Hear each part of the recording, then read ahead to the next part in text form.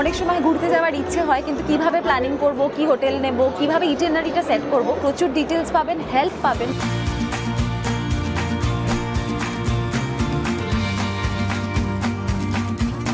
ঘুরতে যাওয়ার লোক যারা ট্রাভেলার্স এবং যারা স্টেক হোল্ডার, তাদের মধ্যে একটা মেলবন্ধন। আমার মনে হচ্ছে অল ইন্ডিয়া ট্যুর করে ফেললাম। It's a one-stop solution.